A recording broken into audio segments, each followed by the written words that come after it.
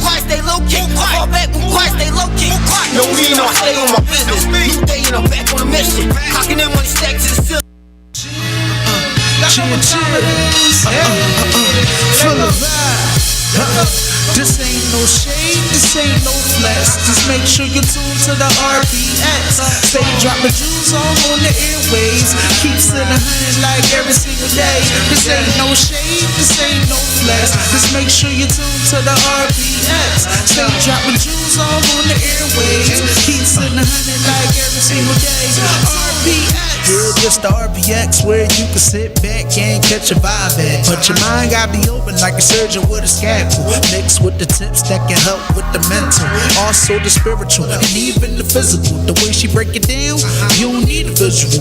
Always keep it fair and also critical. Everything is clear, ain't no need for subliminal. The growth is essential, the love is not rental. You might be perplexed, but it's so simple. If you wanna know how you can interact, just hit the IG or the clock of where it at. So come get involved, it don't even cost. Just hit the DM if you need to talk. So all my good people out there, stay blessed and make sure you tune in to the RPX. This ain't no shade, this ain't no flex. Just make sure you tune to the RPX. Stay dropping jewels all on the airways. Keep sitting 100 like every single day. This ain't no shade, this ain't no flex. Just make sure you tune to the RPX. Stay dropping jewels all on the airways. Keep sitting 100 like every single day. RPX. We are back on another episode of the X Radio here on Glockaware, where you can find us every Thursday night at 6 p.m. And of course, we are live on YouTube. So go ahead and go to YouTube, type in Glockaware, hit the live link, and check us out. You know, I actually had a guy last night. I was out in AC at the DJ convention, and he kept looking at me, and he said, "Yo, you know what? You look familiar." And then I realized I watch you on YouTube. I said, "Oh shit, thanks." I know. I don't know what's going on over here. You just making me dance too. But yeah, so that was kind of cool. You know, I was like, "Oh yeah, word, thanks, man." He's like, "Yeah, I was looking at you. You look kind of familiar."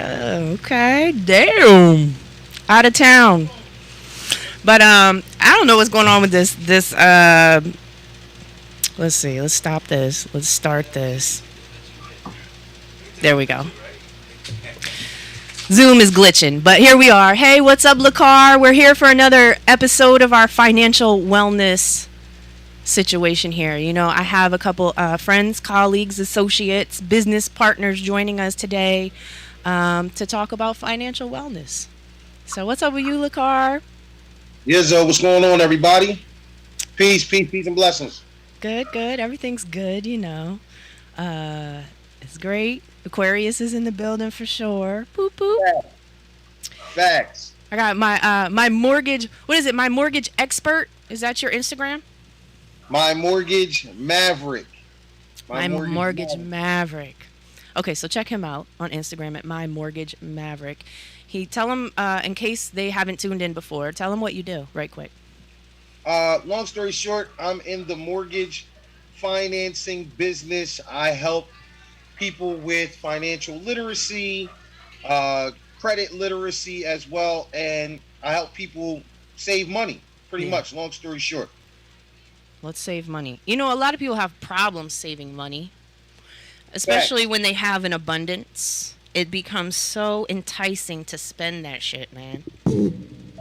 I think it goes both ways, too, because it's like, for those that have an abundance, they're looking at it like, all right, I'm good. I got enough to cover whatever.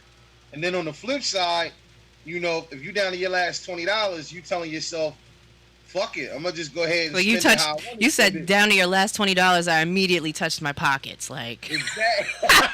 Oh, are you in there? Right. But that's that mentality, too. Like, you know what? I'm going to go out like a G then. You know what I'm saying? If I'm down to my last 20, see, I might as well just spend it how I want to spend it, right? I can't do that. To me, that's not being financially responsible. Yeah, agreed. But, you know, there's a lot of people that are, yeah, I get it. I totally get it. Totally get it. Yeah. Right. But that's what we're here to plant some seeds and to help you take heed to make better decisions financially. Yeah, my focal point. You got muted there, bro. I want to kind of focus on credit. Okay. Right? Credit. Um, First of all, from my own personal experience, if it wasn't for me being in the line of work that I'm in, if it wasn't for the career that I have, Hmm. then I would probably be credit illiterate, right? So before you took this position, did you have literacy, or it took this Not, position to get you there? it took this position to get me there, right? Perfect example. My mother. Salute to my mother. I love her. 73 years old, and has never, to this day, has never used credit to her benefit at all. She came from that era. It was scary. Well, not only that, she came from the era where cash was king. You know what I'm saying? Yeah. Which, My grandparents were the same way. You know, he would buy houses, cars, wait till he had it, and then go ahead and purchase. yeah, that was the same mentality that she had, which was, if I don't have it in cash, then I don't need to buy it. That's what You my know? mom always taught me. So shout out to my mom for that, because it helped me distinguish needs and wants. Right.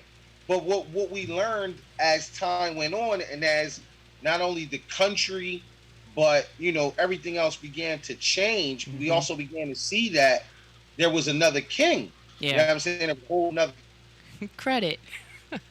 You got Credit. muted. Yeah. Right. Credit. Right. So, credit became the new king, where it took place as far as being able to assist or even step in place of cash. Hmm.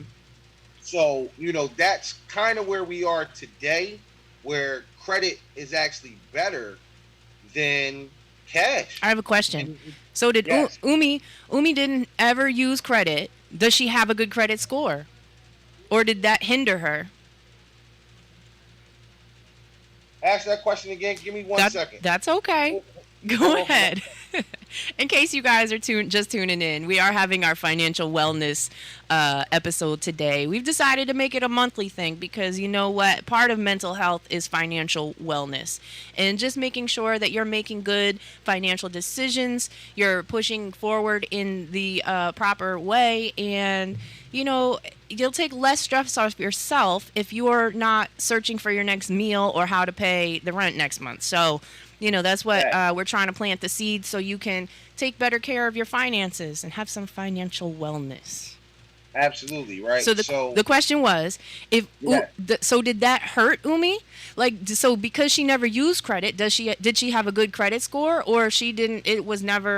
She never worked on it, thought about it, did anything with it? Nah. And that's here's the beautiful thing about my Umi, right? My Umi is a gangster in this sense because she always made sure that she was able to take care of whatever she needed to take care of based on that cash budget. Right. So her cash budget was her bank account. The bank account. If she couldn't write a check, or like we said, paying cash, then she didn't need it. So her credit score is horrendous right now at this moment. It doesn't that seem ass backwards? Right. To date, her credit is terrible. But, however, my mother has absolutely no idea, no issues paying her rent, paying her utilities, the credit cards that she does use whenever she needs them.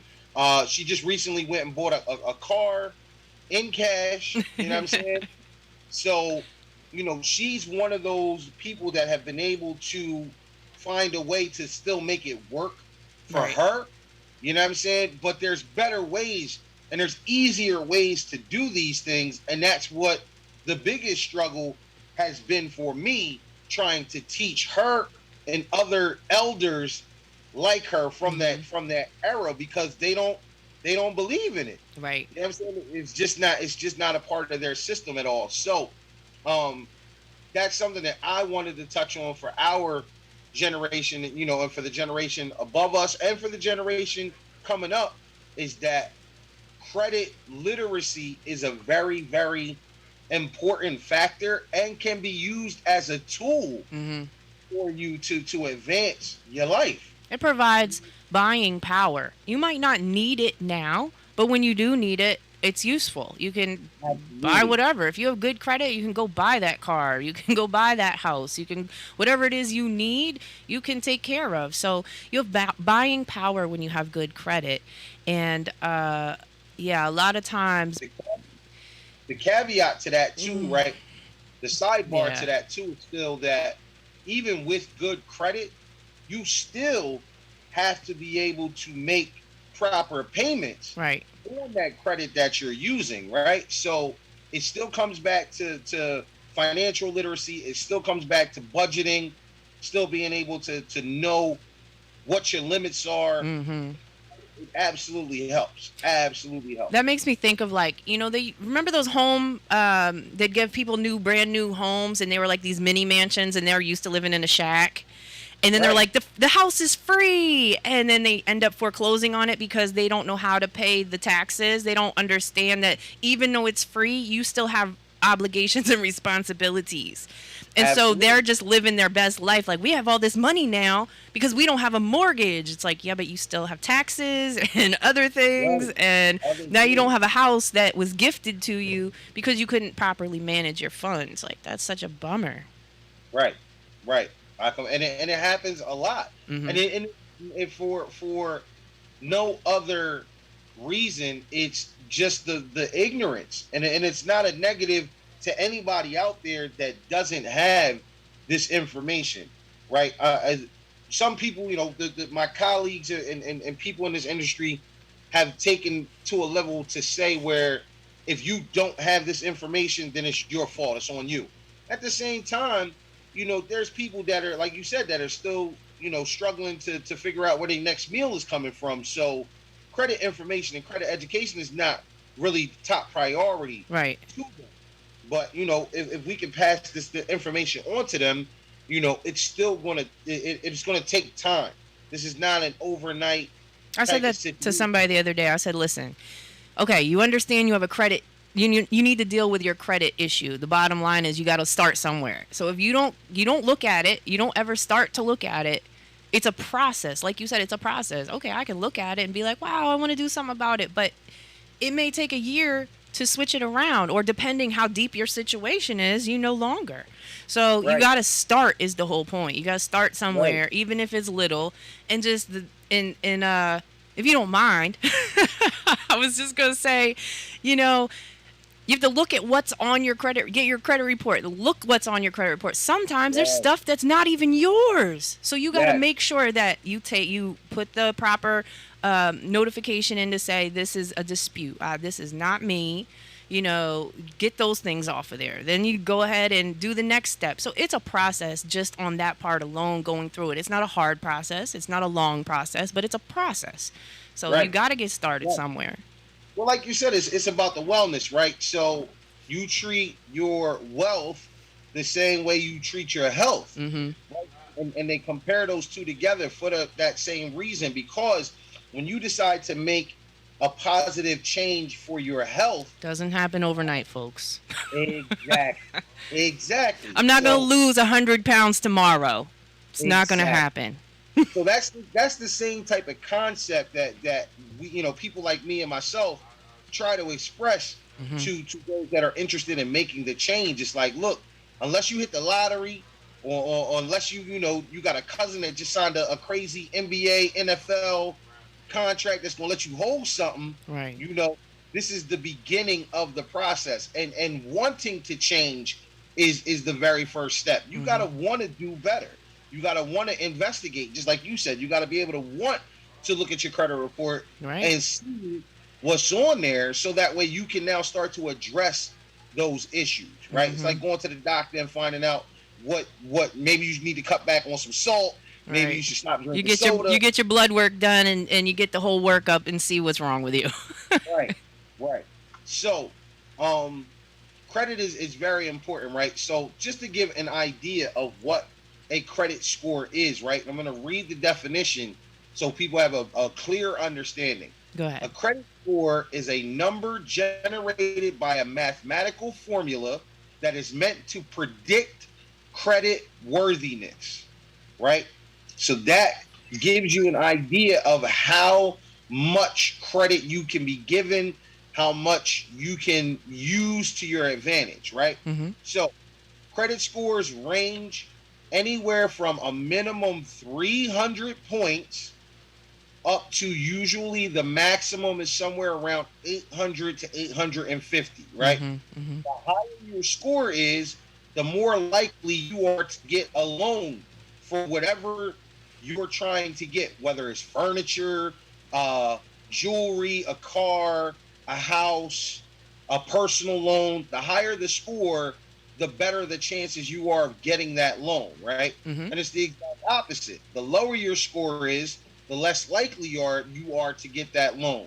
If you have a low credit score and you do manage to get approved for some type of credit, then the interest rate for that credit that you're now being approved for is usually going to be higher because you are considered more of a risk. You're a higher risk. You need a bigger down payment or a higher interest rate. I just want to interrupt you right quick. Welcome, Yeah. Suzanne Christine, for joining us. She's also in the financial department here, and we're working with Primerica at this point. Hey, Yeah. salute. Thank you. Hey. So, just to first of all, if anybody is just tuning in, we are working on our financial wellness segment for the month. We have Lakar Hamilton here, Suzanne Christine, and I believe Cap from Euphoria Water is going to join us as well. Suzanne, we're talking about credit and how important it is. Yes, indeedy. It is everything. Yeah, for sure, for sure. So go ahead, Lakar. Didn't mean to cut you off. Go ahead. Just once again, as we were saying, the way that this mathematical equation works is pretty self-explanatory. The higher the score, the more opportunities you'll be given to take advantage of that credit. Mm-hmm. And it's the exact opposite. The lower the score, the more that you are considered a risk to someone that's about to lend you money, right? And the best thing that I do for all of my clients as well is I always bring it back to them, as to say, put yourself in the shoes of the person that you're, having this conversation with. If somebody came to you and said, hey, I want to borrow $100,000 or $200,000, but, all of the accounts that I have right now, I usually don't pay on time. I usually pay them late. You're like, bro, I don't think so. Right. That's a no for me. I got a couple of accounts that Delinquents that are being collected from a couple of collection agencies, or I had to file bankruptcy. I had to this and that. If you lay all of that down, or somebody lays that down to you, and then turns around and says, "All right, can I get $100,000?" No. You're not, like you said, it quite possibly is going to end up as a no. Like, right. It's on the higher side of no than not no. Right. So with that being said, right, that's the same thing that these banks go through when a person is applying to them and saying, all right, I want to buy a house. I work at a job, right? My work history is kind of sketchy. Mm-hmm. I job hop from place to place, but I saw this $300,000, mini mansion. I'm trying to snatch up. Yo, what's up? Banks are not jumping on that. Mm-hmm. They want to make sure that you possess, right? The abbreviation, the abbreviation of today, right, is ATR. ATR, the ability to repay, right? You have to physically show that you possess the ability to repay back whatever loan that you're about to take out. Mm-hmm. The way to do that is through your income. You show that with your pay stubs. You show that with the taxes that you paid last year with your tax returns. You do that with your W-2s to show how much you actually made over the entire year. That is your way of being able to show that you can you possess the loan that you're trying to borrow. Mm-hmm. You're not a liability. It's pretty much like, what's your liability? Right. Sue, I'm just gonna ask you to push your The one that shows the video. Click off and then click back on because it's on this weird freeze. It did it to me earlier too. I'm frozen. Yeah, it's in this weird glitchy. There you go. Thank you. You're welcome. Now you're not doing this anymore. That's what was happening to me as well. But listen, you're a liability to these companies because they're loaning you a sum of money and the whole point is to get it back. And of course, what they're getting from you is the extra percentage or interest that you're paying them for borrowing the money, but they want to make sure they're getting repaid. Otherwise, there's no point of this exercise. Right. Now, don't get me wrong. People will do it because they know, and then they can collect on you. Right. I mean, taking out a loan in essence can be conceived as legal loan sharking, right? Because you're borrowing a certain amount, but you're paying back more than what you borrowed, right? That comes with the territory of being in a position of need. You need something that someone else can provide to you. So now they're changing the terms. They're saying, all right, you need $100,000 from me. I'll give you the $100,000, but you're going to pay me back $150,000. If you can, as long as you possess the ability to do that, then it makes sense. And there's ways that they've done that where it doesn't kill your pocket immediately, right? This is how people get 30-year mortgages where you're now taking 30 years to pay back this loan. Seems like forever. And some of them have extra terms that you can't pay it off early. Right. They stopped a lot of that years ago, but there's still some it's in the fine print, so people are like, oh, I'm going to pay it off. No, if you do, now you're hemmed up again. What that's called, it's called a prepayment penalty, right? And the prepayment penalty is not for the common man or the common woman where they have to be penalized for taking advantage of an opportunity to pay it off sooner. It's for the people that are savvy enough to go ahead and try and manipulate the system. Right. So for those that think, all right, I'm gonna borrow this money, but I'm only borrowing this money short term, super short term, and I'm gonna turn around and give you this right back so you don't collect that extra money off me. Now they put a safety net in place for that too, to say, okay, we want all of our interest. Right. You think you about to borrow this $100,000 and then try and give it back to me in 6 months to a year. Guess what? You're still giving us more than what we gave you because we're putting that in the contract and in the writing that you'll be required to pay a penalty if you pay it back early. So understand these banks, these companies, they're going to get the money that they want to get from you. The only way that doesn't happen is, unfortunately, when you go down that negative road of not making any payments at all. Now you're going into the foreclosure issue and all, you know what I'm saying? That's where they lose out. And that's where the mortgage companies really lose, because God forbid someone goes into a foreclosure situation, that mortgage company or that lender that gave you the money is now still financially and fiduciary, they have a fiduciary responsibility. That property, they're still connected to that property whether you pay them back or not. And on top of it, now they're adding lawyers' fees to it and collection fees and this, that, and the third. It's a mess, folks. Just pay what you owe. Pay what you owe. Right. So the best thing to say to that, right? You said it right. Pay what you owe. The best thing to do is don't put yourself in a situation where you're going to wind up paying more, right? Pay what you can afford, right? It's not just about paying what you owe. A lot of people go above and beyond their real, honest-to-God financial comfortability for their monthly budget just because they want to flex and floss, and that's just the reality of it. And it's foolish. It's foolish. Yeah, you see, what's the water in front of me? Like, Rose, I know that coffee right there is not for you. Drink this water. Cap just walked in the building. I just want to welcome Cap as he gets set up here. Sue, financial numbers. That has to do, kind of with the credit situation and all that business, right? Hold on, you're on mute there. Sorry about that. That's okay. All right, repeat that. What was you saying? What were you saying about financial numbers? Your financial number, that can kind of give you an idea of, see, I'm doing the weird thing again too. It can give you an idea of your financial wellness, like where you are, and what you're capable of at that point.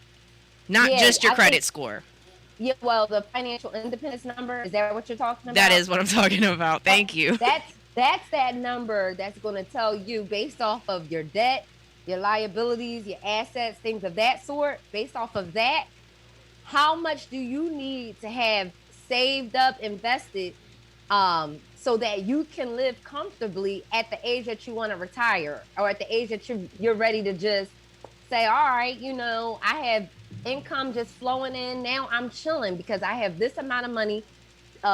Even based on inflation, I'll still be good for the next 25 years, 30 years that I want to kind of live in retirement mode. So, you have to take how much you owe, how much you're making, your assets, all those particular things, so you can get to your financial independence number. This is a number that you have so you can be independent. Okay, so this is your work. It's good to always know that, but this is like after the credit situation. You're already rocking and rolling with that, right? You should be, hopefully you're rocking and rolling with the credit situation. Right. Right. I mean, they can go hand in hand. They go hand in hand. Yes, they can go hand in hand. That's actually something that that we at the mortgage company, the mortgage side, the lender side, we actually try and incorporate that as well, because that's what this is about. It's about the end game, right? Yeah. So it's about, all right, how can we set you up to get you properly, organized to start making payments on this property. But at the end of the day, we know that there is a finish line. You take out a 15-year mortgage, you stay in it from day one to the very last day of that 15 years, you're going to eventually own that property free and clear, outside of property taxes. Right. And then it's like, all right, so what do we do after that? What do you do with your money after that? What type of investments can you now make to sustain yourself now that you don't have to make a mortgage payment? So right. that financial independence number goes hand in hand with this mortgage thing. All right. So just a pause. In case you're tuning in, one more time. We are, first of all, on the X Radio here. We're talking about financial wellness. I have LaCar Hamilton, Suzanne Christine, and Captain from Euphoria Water. And we are live on YouTube. So go to YouTube, type in Glockaware. And I don't know why this Zoom thing is being weird, but so give you some entertainment in any event. Something to look at. But hey, Cap, listen, we're talking about credit and buying power and so on and so forth. And I know, you're a savvy businessman, and we've talked about, potential buying power and utilizing credit and loans and such to further your business. Because a lot of people are like, oh, I can't afford that, I can't this, I can't that. Well, can you tell us how to use credit and loans to further your situation? Excuse me. Peace, everybody. First and foremost, I wish I had some of that water. Yo, this one is refreshing, and it's amped up even more. The water's giving me life. The water's been giving me life. Just want to know. Ashe, appreciate you, Sue. I would say, first I'm going to speak from personal experience. You have to personally educate yourself so you know. I read something about Michael Jordan when he was coming in the league and getting his fame, and they was throwing all the Haynes deals and stuff. When he went in the boardroom, he said, that's great, y'all could do this for me, but explain to me how it worked. So coming from somebody who taught themselves how to read, I was at the library getting how credit works for dummies. Anything that was for dummies, I got it. No matter how long it took me to get through, I made sure that I was able to comprehend it. Then the people that were experts about it, I got around them. You know what I'm saying? Because we know your network is your network. So regardless of who you know that's certified, because it is some good certified people out here, you have to know. Because things change. Business change. Laws change as well. Exactly. So the first and foremost, you have to be in the know, and then find an expert. Find an expert. So what can you say about, having good credit, being able to apply for these loans? What can you do with them to? Because a lot of people are like, I don't want to take out that business loan. They're afraid Yeah. that credit is going to screw them up somehow. Yeah, well, that's part of the generational curse, because we didn't see, Unknowing. growing up, credit was a bad thing. Before meaning you that- just got here, Lakar was talking about how his umi, Yeah. never ever used credit because the Yeah. generation they came from, everything cash is king. Absolutely, cash is king, but credit is power. Right. And we come from an era where our mothers got, what I mean, what was the book name? Finger Hut. Right. Ran up a 2,000, and we 10 years old with bad credit. So Right. that's part of the curse. But Yeah. wealthy people understand that you got to use the bank's money. They don't spend their money. They don't live off their money. We're taught, and we live paycheck to paycheck. So we can only. That's why when people, you approach them with a business opportunity, they only think what they got was left over from what they pay. Wealthy people don't live like that. And the system and the tax system was signed up for the business owners. You know what I mean? So you build your personal credit, then you get your business credit so that you can be able to spend the bank's money, so that you can get offers and that you can get ownerships off your resources and your properties. So, and when you do that, then you have more creative space to think. That's why I'm really like pushing that on people, because I know what that's like. You know what I mean? Until you get out of that space, no matter how good your idea is, you know what I'm saying? You won't never be able to manifest everything, because you're only thinking per week, per month, or you can only see what's in front of you in survival mode, and you got to get out of that. You know what I mean? That's important. One of the sayings that I say is, this ain't the good times no more. There was a point in time where we can live off of $15 for the week and eat and get, but people really fucked up out here like never before. So you can't rely on nobody. And the Word. changes the systems is making, it's no leeway. We know the things that they forcing you to do if you want this. So it's like they already got projected. I mean, and I got to say this, by the year 2030, the median income is going to be 0 for black people in 10 years. Now, I didn't make this up. You can get the article in The Guardian. They already got projected because we being marginalized so much and we don't have the financial literacy. And based on our habits with Nielsen report, where they see that we average 6 hours a day in TV. So everything I'm telling you is facts. They know 10 years from now we won't be able to make it. In Philadelphia, per se, I'm saying in 5 years, we're going to have a major renting problem, because rent is going up so much, and they turning it up to New York. So if you don't own something, people going to be more and more packed in like sardines, and we know the problems that bring with neighbors and other things. I could go on. It's a whole litany of things.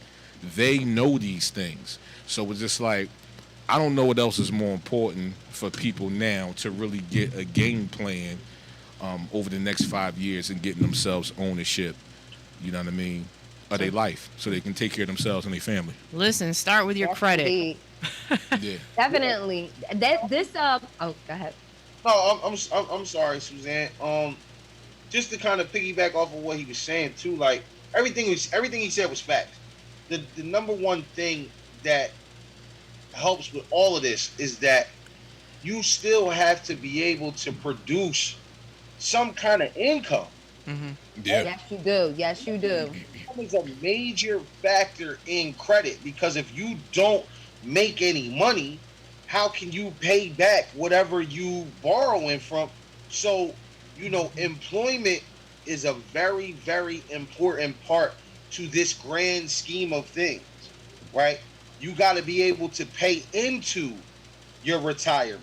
You got to build that up. The retirement plans are opportunities for you to, they're like, I don't want to say a glorified savings account, and that's something that I'm sure the sister will be able to go more into. But that's what you're doing. You're saving not for a rainy day, but for your future To So live. You gotta be able to, you got to be able to generate some type of income to be able to put that away, Correct. so that way you can use it at a necessary time. And a lot of people feel as though, well, I got a plan, an IRA, a 401k, or whatever through my job. A lot of times once you leave that job, that goes with the job. That's part of the benefit of the job. And sometimes they will give you the opportunity to roll it over, take it with you, put it in something else. But I might have even heard the story from you, Sue. If you don't do something within this period of time, there's been people that lose out on all of that. You lost out just because you didn't take the necessary steps within the period of time that was given to you. And most of the time it's because you just don't understand what to do with it, how to do it, where to go. So what happens is usually when you work at a job, depending on the benefits of the 401k policy or whatever retirement plan that they're offering you, a lot of times you'll have the opportunity once you leave that job to roll it over. You have a 60-day window that they give you for you to roll it over into another company that you can continue to make contributions. So you'll be able to put it into an IRA. But a lot of times what happens is they don't take the money, they don't do the automatic rollover to another institution, and so the company will send you a check. And sometimes when I talk to clients, I'm hearing that people are getting this check, right? And they're supposed to they think it's Christmas. Another place, yeah, they think it's Christmas. Now they're getting knocked over the head. You got to pay taxes. You're getting knocked over the head with the taxes, okay? And then you done spent your retirement account. So now you got to go start over from square one to restart and investing, because all these years you was working for that job, you've been making contributions. Now, if your job is really nice and you've been working for that company for a long period of time, match. You might be vested. Right, they may match. They might put the money in. I know when I was working in corporate America back in the day, I left 2 years before I would have invested. I just couldn't do it no more. Yeah. I didn't care about the 2 years. So I said, right. I still had a nice chunk of money that I put in, and now we just rock out with that. Yeah. But, once you're vested, you got what they put in, what you put in, and then you can continue, to put the money in so for your future. But like he said, it's a glorified savings account, because right now, the banks, if you look at your savings account, a lot of people, I'm saving money. I got money in my savings. We got all this money sitting in their savings. But why not consider a money market? Yeah, it's why not generating money. Fund? Something that's going to generate way more interest than what the savings accounts are, because right now the banks, they're giving less than 1% on interest. Those yields are terrible right now. They're not yielding anything. Bad. You might as well slip it underneath the bed. You know what I'm saying? And what the banks do, when your money is in the bank, they are doing trades off of your money. Right, exactly. They're making money off of your money while you making no money on your money. That's right. Exactly. So that's right. a lot of times that's what happened. But I wanted to go back to the credit and the business loans and stuff like that, because this has been something that I have really truly been working very, very hard to educate myself on, especially throughout the pandemic. Pandemic was the time to get your mind focused on getting yourself together if it wasn't already together. Right. So what do we want to do with our lives? Let's educate. Yeah. Let's get educated, okay? Yep. And I'll never forget. Like I went to purchase my first car by myself, right? I had a 700 credit score, but at the time I didn't have a lot of credit. I probably had like a couple small credit cards from like Nordstrom's rack and stuff like that. It wasn't nothing serious going on. A little, hey girl, you want the deal? You sign up, we'll give you $40 off your purchase. Yeah, stuff like that. So I had student loans I was taking care of.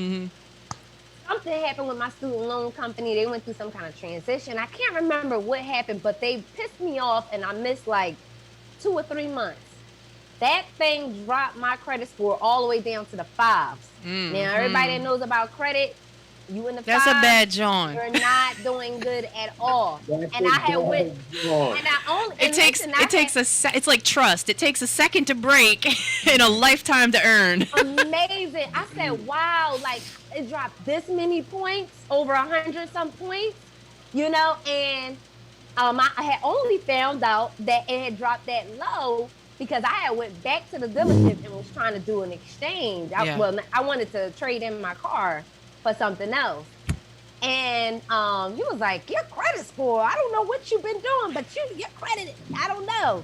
I said, oh my God. So, you had no clue. Student loans And I said, oh my gosh, we got to get this back on track. Mm-hmm. But now I'm back in like the 748s and up there now. Right. But, strategically, I had to learn you never pay, like just to drop some gems for those of y'all who listen, you never pay your stuff on the date. You must pay your whatever you owe, whatever your due date is, you want to pay your stuff at least, I say, 5 to 6 days in advance. Yes. They love to know that you are paying your stuff on time and early. Okay, Yeah. and if you could put more down Yeah. than what they're asking you, Yes. these are the small little minute things that will run your credit up. So just a little gem for people who are watching the stuff that I do that really help. I see my credit score just keep going like this. Mm-hmm. Yes. Is, and like if they give out any more stimulus checks, y'all need to apply these things towards the debt. Yes. Absolutely. Yeah. Like take care of your home, take care of Yeah. things. But Yes. what I did was, because I noticed I was trying to keep track of too many different due dates, right? Mm-hmm. So I had all these different due dates on my calendar. I'm trying not to miss a due date. So one day I just took a night. I said, I'm going to everything that I owe. I changed every date to one date on a calendar. A lot of people don't know you can do that. Just one. Call them date. up, say, hey, is it possible to change my due date? Because maybe your checks come in a certain way, but they're asking for the money here and it doesn't make sense for you. You can request that be done. Mm-hmm. Just Yes, a FYI. Exactly. So I said, all right, I'm going to change my my date all the way to everything's on this one date for me, like period. And I put it towards like the end of the month so that it would give me time to pay. I like to pay all of my stuff by like the 12th of the month. So now it's like I'm paying everything early. So I know that I have until this end of the month date, but I'm going to pay everything by the 12th. Just So I've been doing that consistently. At Primerica, one thing that we teach is this thing called debt stacking. And to put you on pause for 1 second, do the stop visual thing for a second again. It's if you see it moving around, it's my little. No, screen. I don't have this it's screen. it's a little glitch where we just get stuck in the matrix somewhere and then we're jigging back and forth for a second. It's not my background. moving. No, that's I know what. Yeah, that's different. That's different. Oh my gosh, it's doing. No, it's okay. fine now. It's fine now. Okay. We were just stuck in the matrix for a second. So, That's that. debt stacking. Thank you. He was like, "What you got to say about the debt stacking?" So, with the debt stacking is if you have one credit card that you owe maybe $500 on, you have another credit card where you may owe $1,000 on, and you have another credit card that you owe $2,000 on. You wanna pay all three of them per month, but what you do is you pay the minimum balances on the most expensive ones, right? You try to pay those minimum balances on the most expensive ones, but the one you owe the least on, you put as much as possible on those, right? So you pay the minimum balance plus some, right? So you can knock it out. So you want to get rid of that $500 card. That going. All right, I took care of that. That's good, right? Now you have these two standing over here. Whatever you was applying to this, of course, let's say if it was $50 a month you was putting on there, right? To get that out of here within the next 6 months or so, right? You take that money, that $50, and you apply it to the minimum balances that you were putting onto these. So now you could put $50 additional onto this card that you might owe $1,000 on. So now you're able to take the money that you was paying on here, put it and apply it towards this. A lot of times what people do is they're like, wow, I got $50 more a month. Yeah, no. Pretend like that doesn't exist and you're still paying it on another bill. Like it's just part of your bill budget, period. Until it's gone. Yeah. No. So yeah, and you kind of keep doing that. You use that same one. You start with the lowest debt amount, and then you take what you were done. Once you're done paying that off, you take what you were applying there to the next amount, and that kind of helps you, to eliminate your debt in a more easier fashion. That's a strategy to use, when you're trying to eliminate the debt.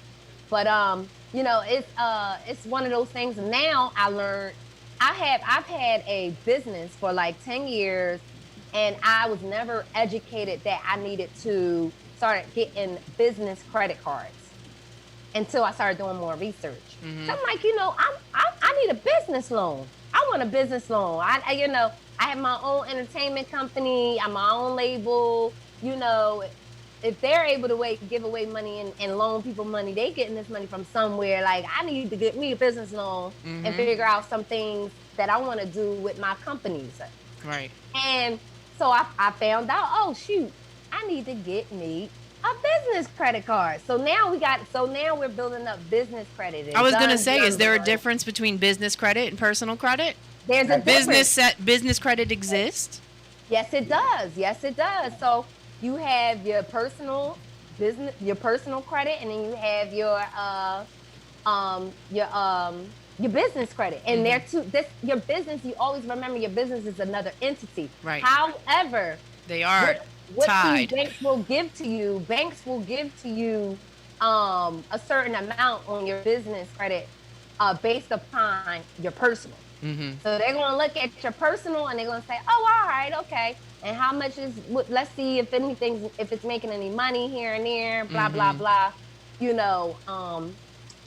Again, is this the credit for you to use towards your business? Yeah. Again, the banks are looking like, is this a good investment? Secured loans or unsecured loans, things of that sort. But I'm here to also talk about the importance of life insurance as another protection, for our community.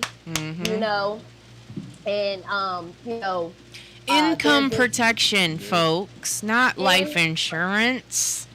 Income protection is life insurance. Right. That's the same thing. Those two words, terminologies go hand in hand.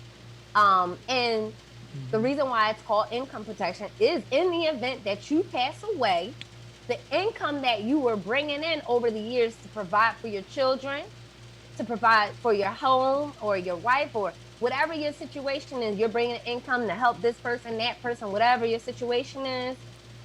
Now, if you're married and your husband passes away and he was holding down the house with you, you don't want him to pass away, and now you got to figure out how you hold up the end that he was bringing in, And a lot of times what's happening is we're seeing people pass away. They don't have life insurance policies, and they're trying to figure out ways to do the burials. They're doing GoFundMes. They're doing fish fries and all types of things to bury people.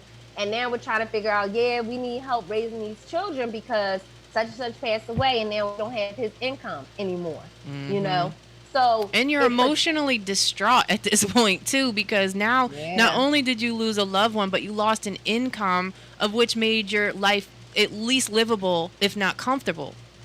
Correct. I think that growing. Oh, you muted yourself. Insurance was a very ignorant topic, right? Not a lot of people really understood what insurance really does for people, or what, what I'm saying? Like, there was no real explanation, especially for brothers like me growing up, where it was like, all right, I'm putting this money into a certain account or whatever, but what does it cover? Like, what is it? You know what I'm saying? So it took little things like car insurance to be able to give a better, at least open the door and give a better understanding of, like, all right, I'm paying you every month, but like we said, God forbid if something happens to my car, I get into an accident, I know that you have some of my money stashed away to get the car fixed or whatever. So, as a youngin', I was one of the first people to believe like insurances was another scam. It was a scam or a money grab. But then what if you don't have it? When did you have that moment where you're like, oh shit, I wish I had insurance? Right. Your car got totaled, now you don't even have four wheels. That's the flip side to it, because it's like, all right, once I began to really understand what insurance did, it's like you said, when you go without it, it's like being strapped. Like, I'd rather get caught with one than get caught without one. You know what I'm saying? Hello.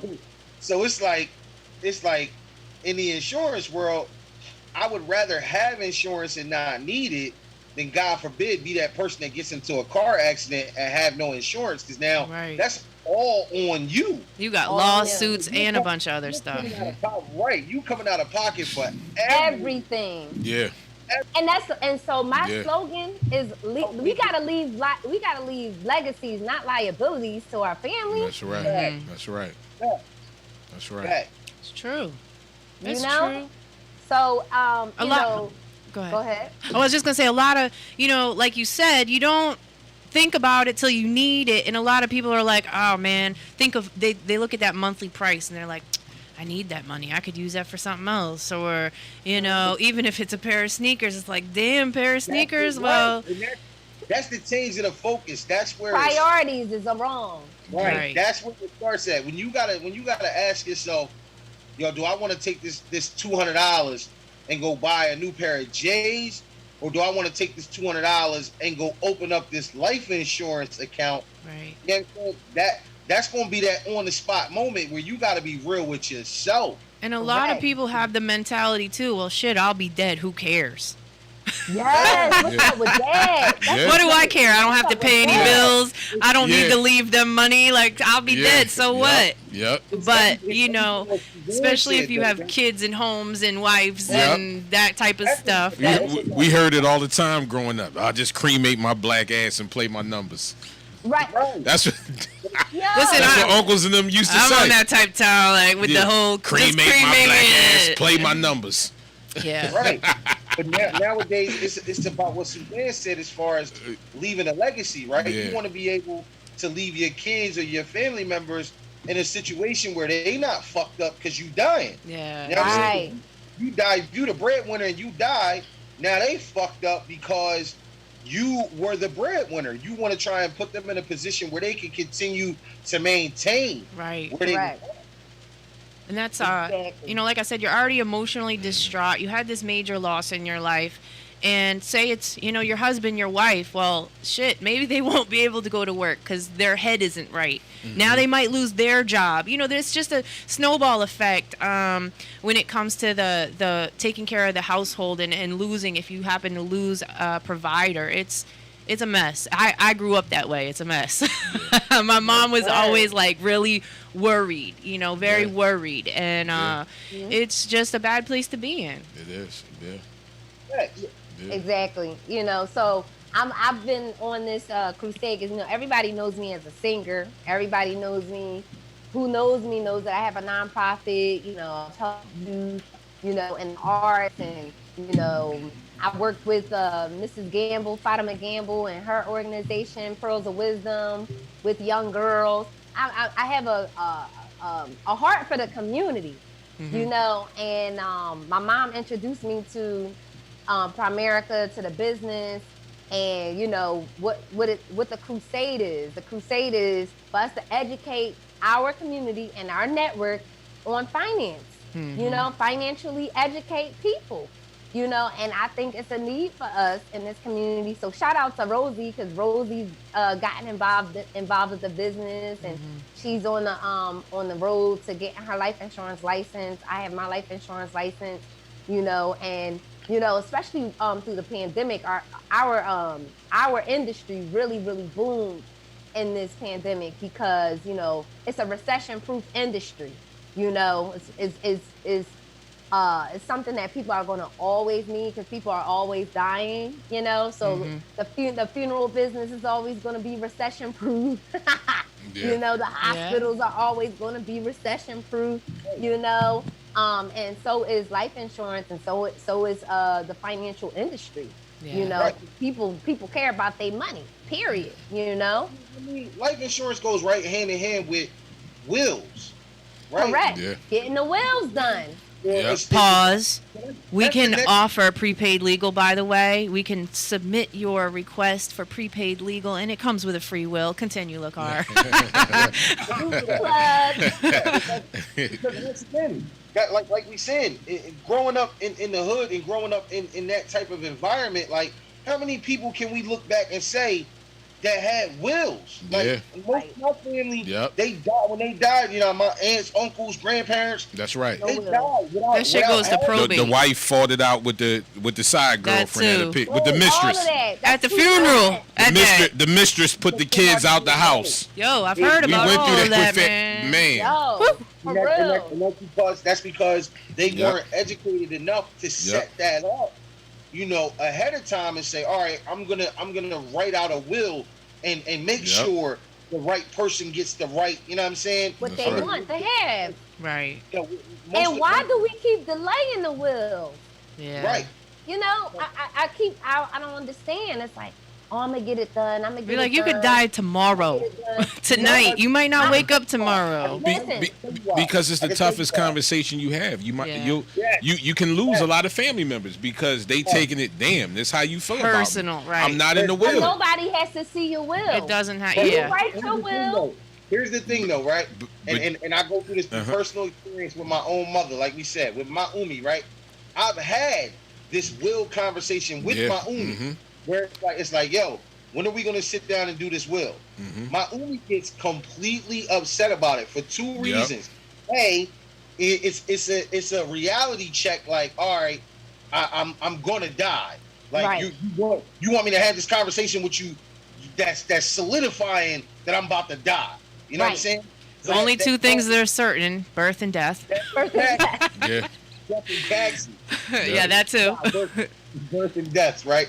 So my umi was the perspective that she had was, why do we got to talk about a will? Like, I'll die when I die type shit. And at the same time, it's like, no, we're not focusing on your death.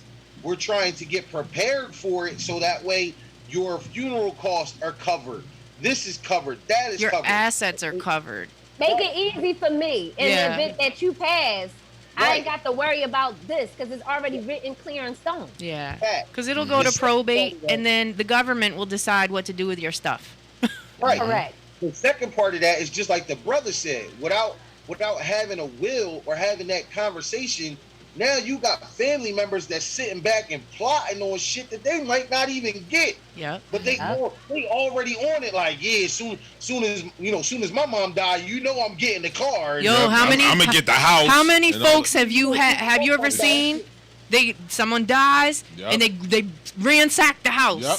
I'm going to Oh, get yeah. this and get that, and they all Yep. go in and take what they want, and then they're like, I can't. Then they fight over. You believe so and so Into took it. this, and this. I think we all Yeah. have, My grandfather had a will, and we still went through that bullshit. Like, Yeah. I still have because people's family members feelings are involved at that point. so crazy, and it's to that level too, Rosie. Like, Yeah. it gets to a point where it's not just about money on a monetary level. It's about sentimental value. Yeah, there's a lot.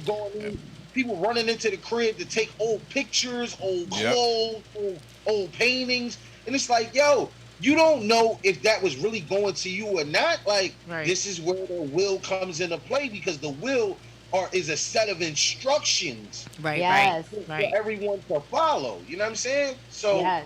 Folks. This Exactly. hour went by quickly. I It knew did. it was going to. It always does, but listen. I want to give Cap a minute just to he has an event coming up at the end of August with somebody, and I just want you to go ahead and tell them about it. Yes. Saturday, August 28th, from 12 p.m. to 5 p.m. Learn how to build a multi-million-dollar brand. By That someone goes- that did it. That's right. By Tiana Von Johnson. Obviously, she put in so much work that she caught the attention of Master P. And Master P had her teach his master class around the country. So, this ties into our conversation. We got to have some type of ownership. We got to have the financial literacy. When it comes to building a brand, you know what I mean? Every area we got to be knowledgeable about. You know what I mean? Our physical health, our mental health, our spiritual health, because all that plays in our relationship with friends and family. It's a lot we got to get together, man. So Word. I'm encouraging everybody. We don't have opportunities like this to come to Philadelphia. From somebody who's done it, has the network. I've been working with her. It's been fruitful. So she not nobody I slid in it on DM on the gram because she a popping entrepreneur. Gave her a check to make me look good. I actually work with her behind the scenes, so I can vouch with her. I know what it's like to communicate with her. You know what I'm saying? Like I said, it's been fruitful. For those who don't know, I've made money working with her. So let her come down and she gonna show heavy facts. Tickets You know are $50. You can $50. also sponsor if you're not interested in going, but you'd like to sponsor, you can buy a sponsorship Absolutely. for $50 as well. Absolutely. So There's going Where to be do we get the tickets at, Cat? link in the bio at your free water, or you can call me. You know what I mean? You can get it from Rose. or Eventbrite as well. Eventbrite. Euphoria Absolutely. Water. That's UPHORIAWATER. Absolutely. Absolutely. Euphoria Water. Yeah, Thank you, and Sue. get your alkaline water with Cap as well. You Absolutely. know, He's That's a- ownership. Yeah. Yes, stay hydrated. It'll keep you going pee and staying out of people's business. Absolutely. Yeah. Absolutely. I love it. I do. I'll be drinking my water. Appreciate it, Sue. Yes, yes. I want to thank all of you for your time and coming on the show. And of course, we're going to do this again next month. All of you are welcome to come back. Yes, of course.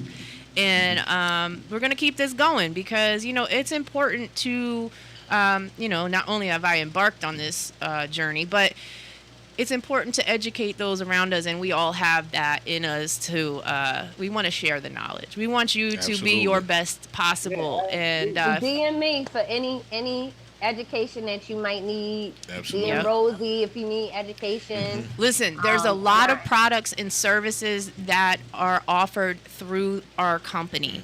So just to name a few, we even have home security. Home security, we can refer you to, like I mentioned, the prepaid legal, which offers a free will. There's life insurance. There's mutual funds we can put you, Small business insurance. pass you on to.